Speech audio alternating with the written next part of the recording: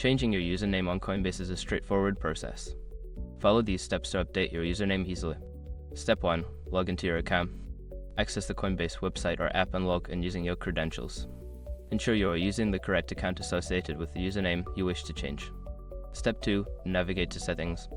Once logged in, locate the Settings menu. This is usually found in your profile icon or the Account section of the Apple website. Step 3. Select Account Settings. In the Settings menu, find and select the Account Settings option. This section contains various options related to your account information, including your username. Step 4. Edit your username. Look for the option to edit your username. Click on it and enter your desired new username. Make sure it meets any specified requirements, such as character limits or uniqueness.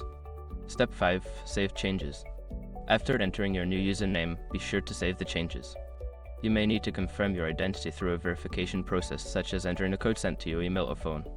Once you have completed these steps, your username should be successfully updated.